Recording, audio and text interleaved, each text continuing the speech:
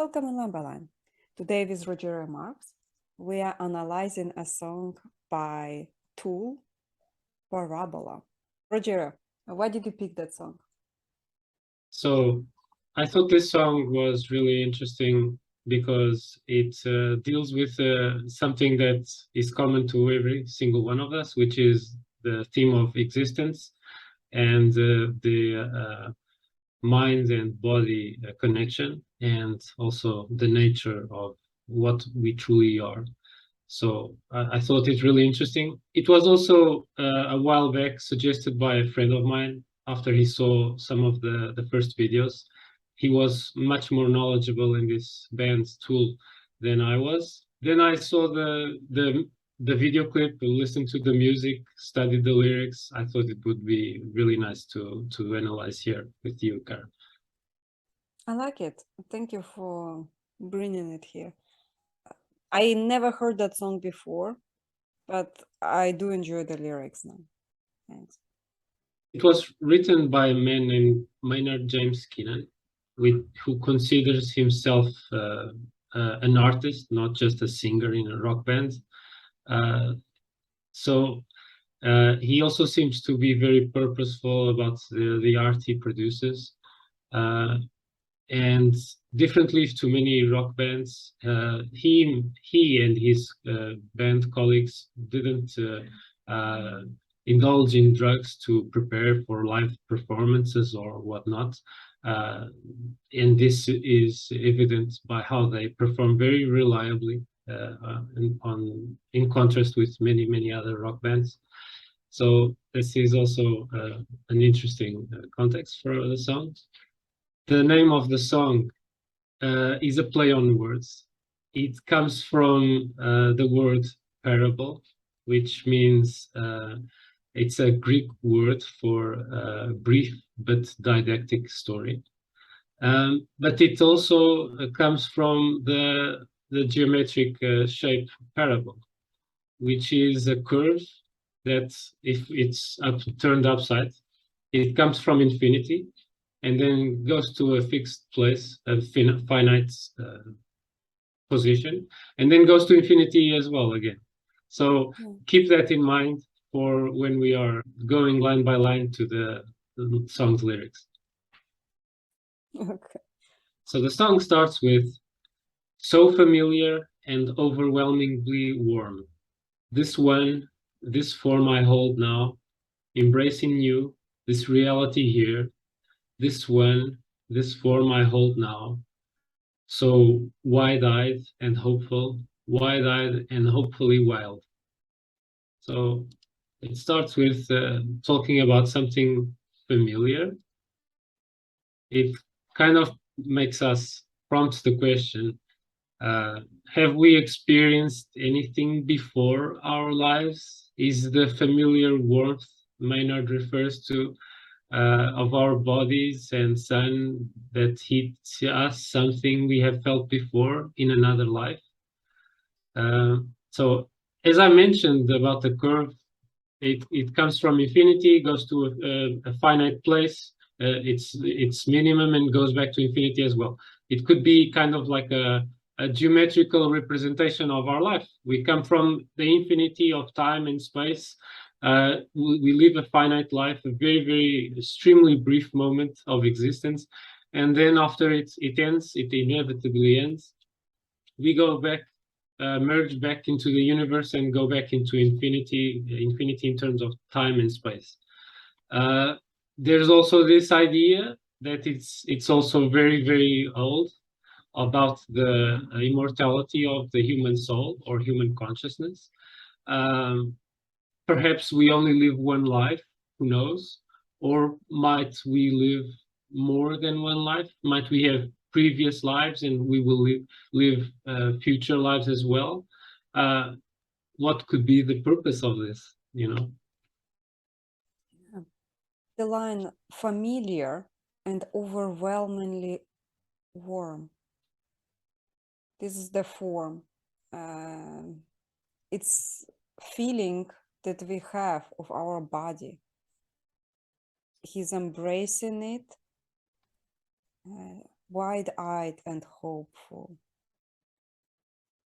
I like those lines. And then the part where he talks about this one, this form I hold now. So he could be referring to himself and applicable to anyone, really. So I'm not a body, I'm a soul or a consciousness, and I'm holding on to a body right now, which just, it gives us many questions. How? Why? I have a perspective of the universe from my own body, and you have a perspective of the universe from your own body. Your eyes and my eyes are different viewpoints into the universe, and the other senses as well. And they are completely distinct. Each person has their completely distinct viewpoint of the universe. In other words, there is a sort of separation of what is consciousness based on the bodies. So perhaps a body is a kind of a radio that captures consciousness, a specific tune of consciousness, very specific to the individual. Or in a more, this is a more spiritualist way of seeing things, or a more materialist way of seeing things, which is the body is sufficiently developed and sufficiently complex to generate its own consciousness, which disappears completely after we die, and it emerges by itself when we originate, since conception, pregnancy, and birth. This is really it's here and now. Yeah. Like I hold it now, and reality is here. That assessment of the situation around us. It's interesting. I had that a lot as a child, where I would assess the reality. It's here, it's now, this is my body. Like I would repeat this to myself as mantra so that I would know kind of what is going on, especially when you wake up from a bizarre dream and then you have to, where am I? Where am I? This is, yeah. This stanza also ends by giving us a sense of wonder about realizing what reality is and what are its opportunities and possibilities.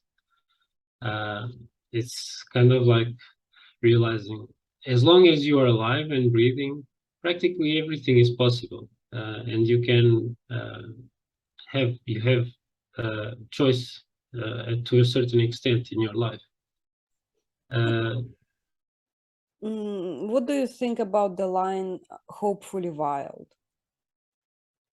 Yeah, it seems to elicit that we are born wild, and then perhaps we lose that wildness due to our society. Perhaps we might become domesticated, and too domesticated, lose the best part of our wildness, which is like a wild horse that we might be riding. If we domesticate it too much, it loses its power. But if we let it have all its power, probably this wildness would lead us to a precipice, and our life would be perhaps shortened or in danger at least. So there's a balance here between being wild or not wild.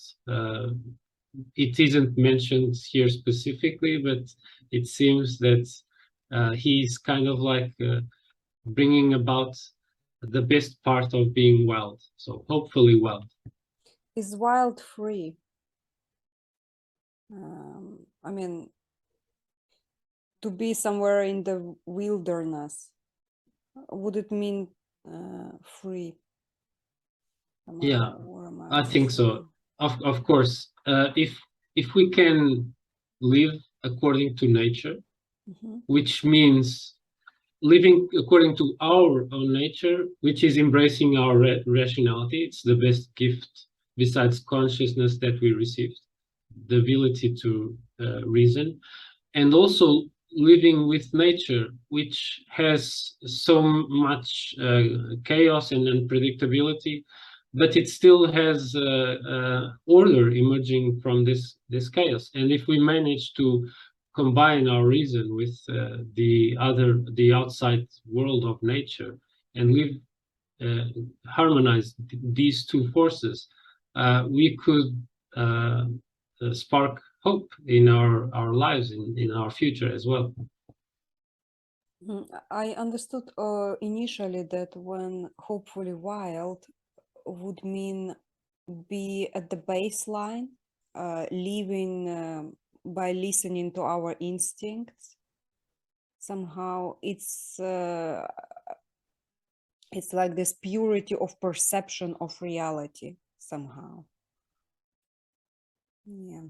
And also this body now, this form now, would imply there are other forms somehow. Yeah, of course, this is a question that we would really love to answer. Science has answered many questions in its history. However, we cannot yet answer the question of, is there anything beyond death? What is consciousness? We still don't know. Possibly we would need to invent a new branch of science with other instruments. The equivalent of a telescope for studying consciousness hasn't been invented yet. So perhaps it's, for now, this realm of reality is entirely locked to us, like other galaxies were locked to the ancients. And perhaps only centuries from now or millennia will someone do the necessary breakthrough to be able to peer into the fundamental nature of consciousness and answer these questions. And for now, they are only questions that will make us wonder and imagine. Yeah. We barely remember what came before this precious moment, choosing to be here right now. Hold on, stay inside this body holding me, reminding me what I am not, alone in this body, makes me feel eternal. All this pain is an illusion. So again, he starts the stanza referring to this memory, possibly of a past life, of a past existence, like the soul came from somewhere before being attached to our own body, to our own life.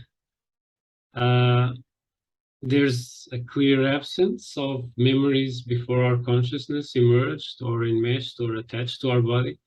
However, there's such a phenomena as people report about, which is regression. People undergo hypnosis and then regression, and so many interesting stories arise during these regression sessions, which of course lacks confirmation, scientific confirmation, but it's interesting nonetheless and might hint us to something deeper below this consciousness. Alternatively, we could also interpret this barely remembering by our memories are very limited. So in the course of our lives, our memories create a sense of self or ego that might be fictional, might be a kind of like a puppet that really doesn't match what we really are. And so while as we are living our lives, we are kind of accumulating this fake idea about ourselves, just like what we might do when we fall in love with someone else. We might build a romanticized or fake idea of the other person, which then gets in the way of trueness in the relationship. And going back to our relationship with ourselves, we might accumulate this idea that our self is something that it is not, and so we might get into this illusion, which might also feed into this pain that we feel. So of course it is arguably not literally true that all pain is an illusion, but we can use tricks on our mind, or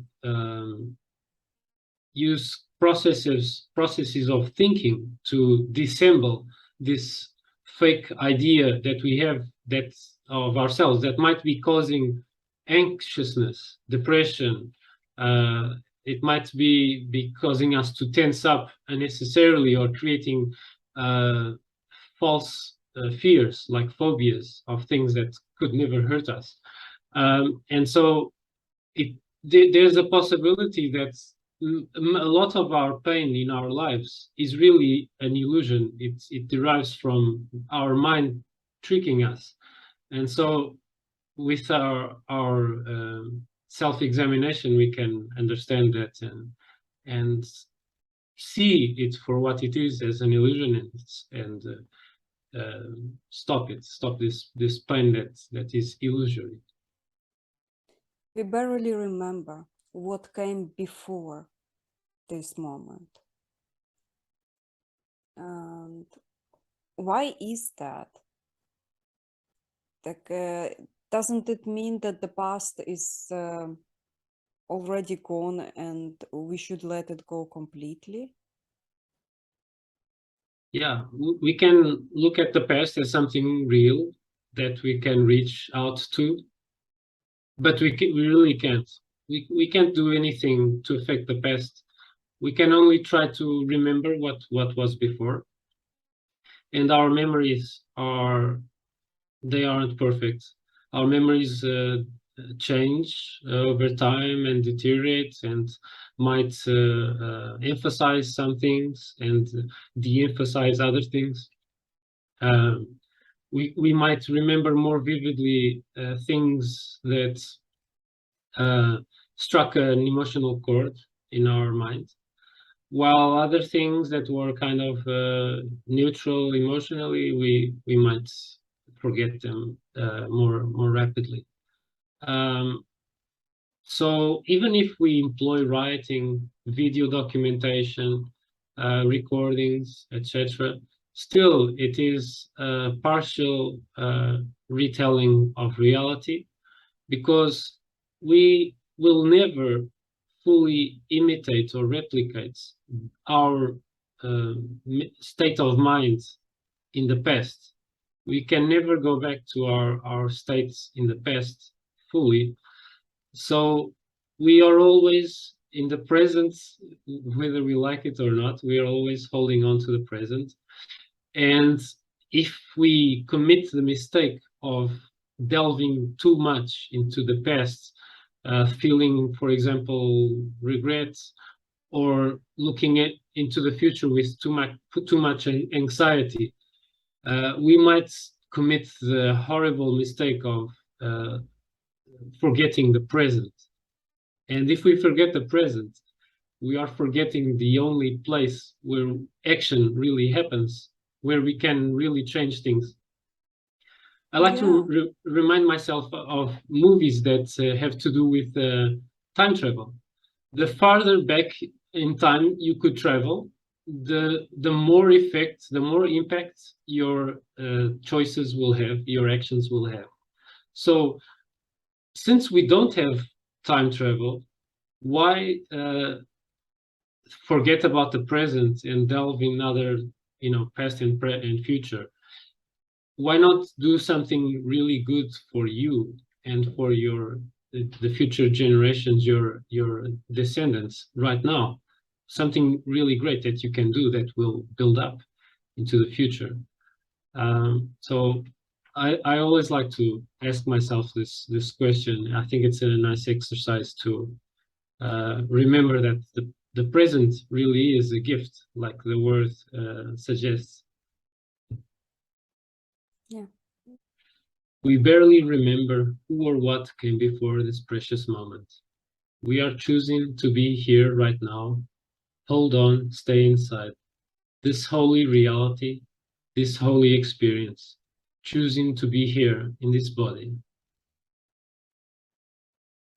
So again, he repeats this concept almost like a prayer, a mantra about this forgetfulness, either about our entire life or either relating to the past in our life.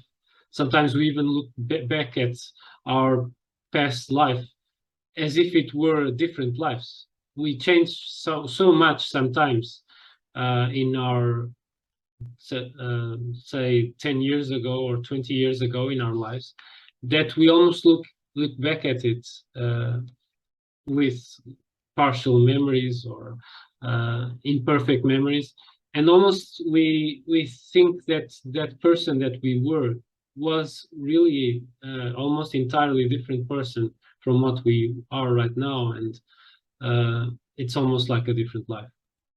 Yeah, he mentioned here we barely remember who or what came before these precious moments. He elaborated on that. So in the past, it was we barely remember what came, and now it's who and what came before this precious moment. Yeah, there are many thinkers that like Plato, Pythagoras, the Buddha, who mentioned the cycles of rebirth. And they include in these cycles of rebirth not only humans, but every other life form as well. So they say you might possibly have been a plant, a bug, a dog, whatnot in previous lives. Who knows? And so this is also one of the justifications, for example, in Buddhism and for Pythagoras, to justify avoiding it as much as possible, harming other life forms. Of course, uh, in the sense that we can do so, because we still need to choose to make choices to destroy other life forms, to eat, to have sustenance. But in the choices that we do make, we try to minimize suffering as much as possible in life. Also, he says, we are choosing to be here right now. Hold on, stay inside. This is, for me, a kind of pro-life remembrance. And in pro-life, I don't mean the American pro-life thing of just considering the beginning of life. I mean the entire spectrum of life. It is, since we have life, this outstanding sacred gift we got with consciousness and reasoning uh, added to it, uh, we we better realize how precious it is and hold on to it as best as we can. And so this verse, to me, it dispels a lot of the reasoning or bad reasoning that might conduct people to thinking badly or poorly about themselves, delving deeper into darkness, and perhaps even having suicidal thoughts. So we need to think positively about our life, bring ourselves out of this darkness, and find the true value of life, find out how it is precious, how it opens up so many possibilities, and hold on, stay inside this body in which we are in.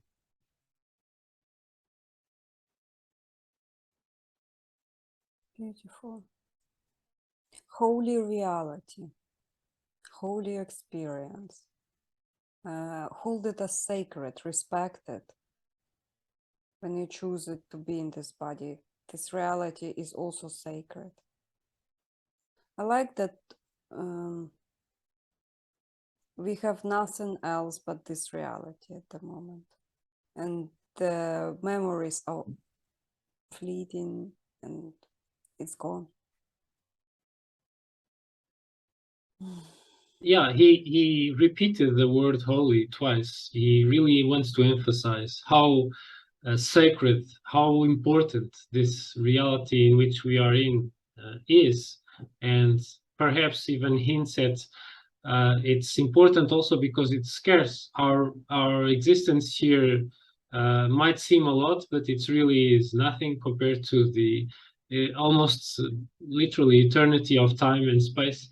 Uh, and so even if we only have a little sampling of this reality, this incredibly immense reality that we are only trying to perceive with our tools, our telescopes, and our archaeological studies and whatnot, uh, we figure out that our place here still is really, really precious, and uh, we could we are really fragile, and the universe really just could shake us, shake slightly, and we would just disappear easily. So it's like every single day is a blessing, is a gift.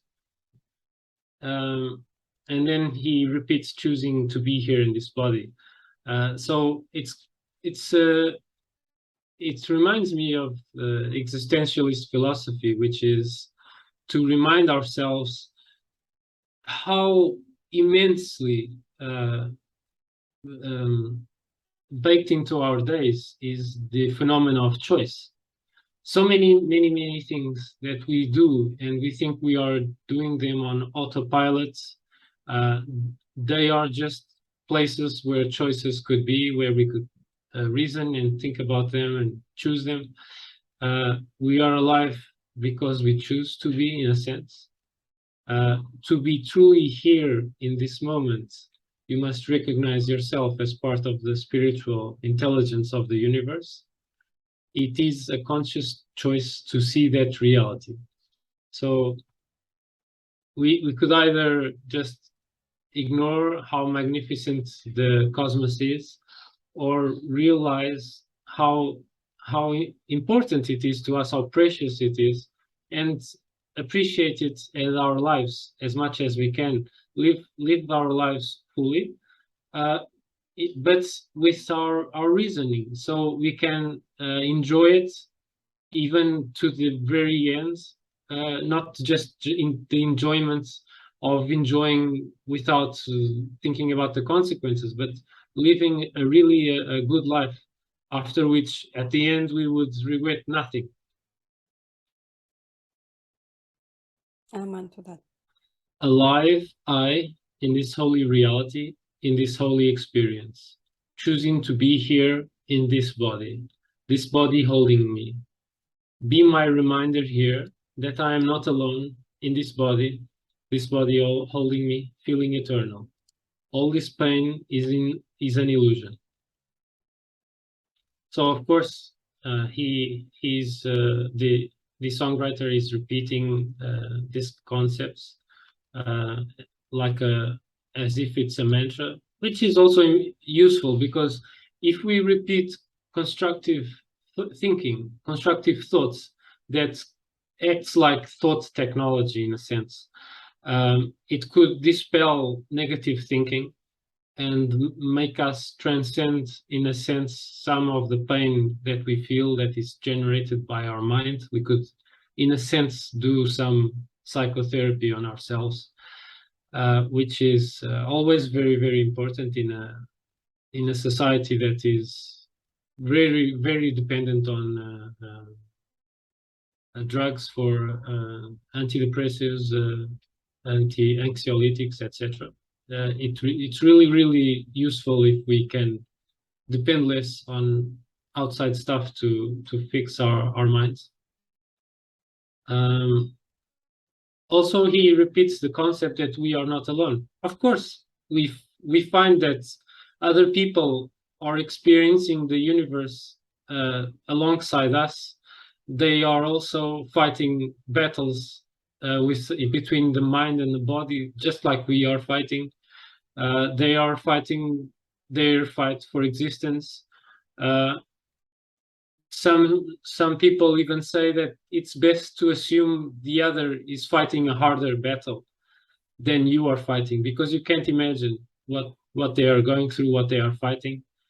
This is an excellent way to build compassion and empathy, and also approach everyone in your life with a principle of respect, because even if you don't know anything about them, you can be sure that they are fighting battles in their lives related to their emotions, their past traumas, conflicts, whatnot. So these things, they are universal.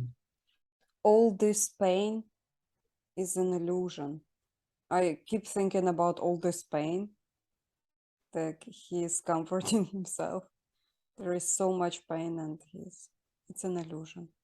It's okay. Keep in focus what is important here. This body, this reality. It's everything holy. Be a reminder of that. It's like he repeating his own purpose to himself somehow.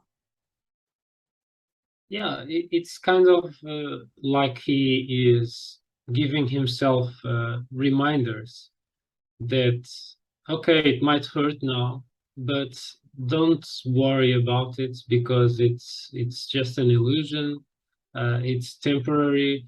This pain is limited, and you can always combat this pain with a stronger mind, strengthening your mind, strengthening your relationship between mind and body, and also if you live well and live a tranquil life, you will tend to see that you will look at pain in a third-person perspective, in a wider perspective.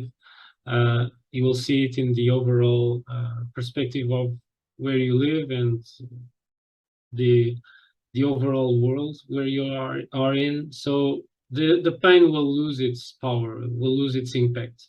Twirling round with this familiar parable, spinning, weaving round each new experience. Recognize this as a holy gift and celebrate this chance to be alive and breathing. Twirling round with this familiar parable. So he goes in circles, literally.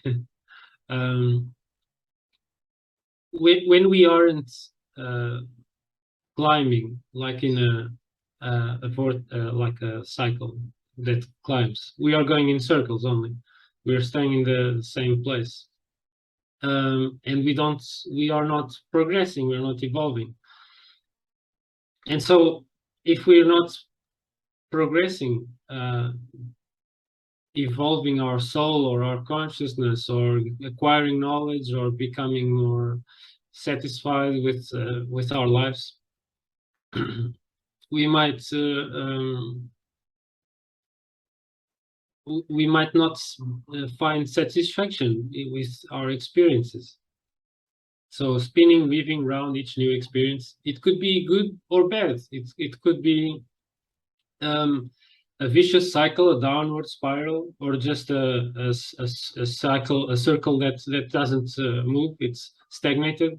Or it could be a virtuous cycle where we progress and improve. And of course, the cycles could be a day. Each day in our life is a cycle. And if we implement good practices in our lives to start the day properly, to properly awaken our consciousness to the possibilities of the day and the choices that we have. And during the day, we try to exercise our reasoning as best as possible in harmony with our emotional and impulse sides. And then end the day in such a way that we figure out what we could have done better, so we can do it better tomorrow. And also realize what we have done well to do more of that in the coming days. And so if we employ this practice, which is nothing new, it's really ancient. It was practiced by the Stoics. It was also practiced by similarly by the Buddhists. And so twirling round with this familiar parable, spinning, weaving round each new experience. And then to recognize this as a holy gift and celebrate this chance to be alive and breathing, we should cherish this opportunity that we are alive. This is him eventually coming to the choice of remaining alive because of how beautiful and lucky he is to be alive and breathing. People usually consider miracles as something like walking on water or something else, or raising someone almost from the dead to the livings. But we might also view real miracles as our everyday lives. Every day we are engaged in a miracle, which we don't even recognize. We have a blue sky, white clouds, green leaves, the black, curious eyes of a child, our own two eyes. All is a miracle. This is in the words of Thich Nhat Hanh, Zen Buddhist monk. We could also think about our lives in a different sense, which is if we had birth into an easy world where our needs are easily met and there would be no strife, no challenge, no conflict, then if our soul really needs to grow, if this is really true that we have a soul that goes in circles, in cycles through several lives, then how would it grow? It probably would not grow. So we need to elevate ourselves beyond the superficial feeling of suffering and be grateful to be alive. Our time on earth is really short before our next life begins, or if this life is the only thing there is, it ends, and after it there's only nothingness. There is definitely nothingness for the old form. It stops existing. It's not aware. I think we might be transformed, but the old version of us keeps being gone, stops existing all the time, over and over. We are not the same person as we were a year ago. Yeah. True. It's almost like our yesterday self or our 10 years ago self already died, Yeah. basically. And we can never get that person back or get back to that person, whatever. Mm-hmm. True. Let's move on. Okay. So this body holding me reminds me of my own mortality. Embrace this moment. Remember, we are eternal. All this pain is an illusion. It's beautiful. Yeah, it's beautiful because, well, it's really poetic. It summarizes so concisely so much of the human condition, of what we face in our lives, so summarized, so well summarized into so few words. And a while ago, when I was talking to a doctor who was examining me, he ended up turning the appointment with me more into like a philosophical discussion. And he asked me, what is the thing that distinguishes us humans from other animals? And I thought that it might be our reasoning, but he argued that it is our knowledge of our own mortality. So for me, it's a side effect of our reasoning and our ability to remember, at least partially, our past. We remember other people that have gone, for instance, and we can study how our human body works and realize how fragile it is due to accidents we see, and also to the so vulnerable to disease. So it's just inevitable that somewhere in our childhood we will realize we are going to die. We can confront our own mortality by letting it dread us, letting ourselves be fearful of it. And perhaps if we live 8 decades and most of it we are thinking about death and dreading it and fearing it, it will prevent us from enjoying these 80 years of life or so, which is ironic, and it really isn't productive. So the best things that we can do is, okay, realize that we are going to die. We are mortal. We are by no means gods, and develop a healthy relationship with death. That it is ever present. We only need to stop breathing for a few minutes, and we are gone. So it's not like it's something far away. It's always present, almost like our shadow. And so if we realize and reason correctly about our mortality, we figure out that the most productive thing is accept that we are mortal. Don't let fear build into us about our prospect of going to die someday, and use that as fuel to live the current life that we have, enjoy who we are with the best we can. True.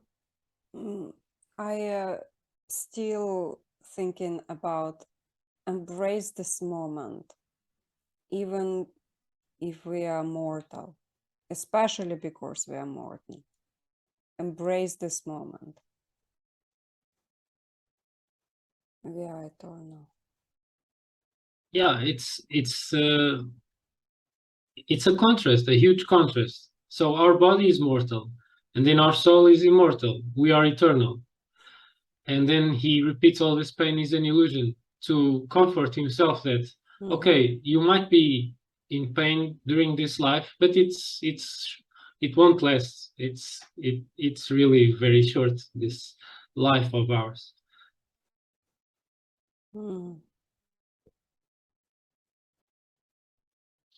That's an interesting analysis. If I may also talk about the guitar part, not just the lyrics. Sure. So this song starts and ends with a very clean guitar part. It has these quiet guitar parts. They might symbolize that we come from nothingness and eventually go into nothingness as well. So the beginning and the end of the song is very, very similar in terms of sound. And then, of course, the song has a very artful video clip that I recommend everyone watching and pondering about what it means. So this song also gives me a lot of questions. Was this song written as a reminder for one who contemplates ending the greatest gift that was ever given to us, which is consciousness? Which is, imagine for a moment that the songwriter was contemplating suicide, and then he wrote this song to kind of serve as an antidote to those thoughts. It could be that. So to ponder about what is the greatest gift we have ever received, consciousness. Where lies the limits of our consciousness? Is it limited by our physical bodies? Are our bodies no more than shells housing eternal spiritual energy? Or are they simply materialistic things that come from nothingness, go to nothingness, and there's no eternal parts of ourselves? And then, is there a single thread that unites us all in this purpose? Are we all here for a similar goal, besides the specific goals we adopt in life that are different and particular to ourselves? Could it be that the progress of human evolution in consciousness to its highest form is to build a bridge between the so-called spiritual and physical worlds? So to me, this song gives more questions than answers, but I think that is great, because to me, questions are even more important than answers, especially if we have no way to test anything in, scientifically. We can't test anything for now. As I've mentioned, probably in the future, someone might realize how to confirm or disprove these ideas of the immortality of the soul and cycles of rebirth or reincarnation, and as some people say. But for now, we can only ask ourselves these questions. But one thing is sure, our life is really precious.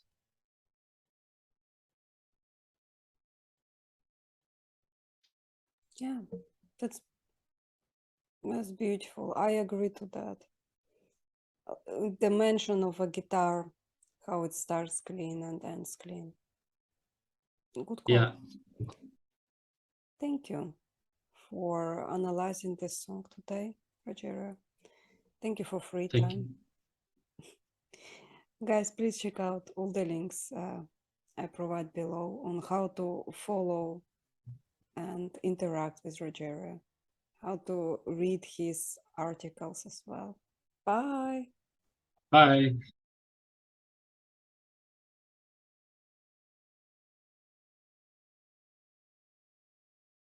The most liked comment in the YouTube video is from Gemet14A.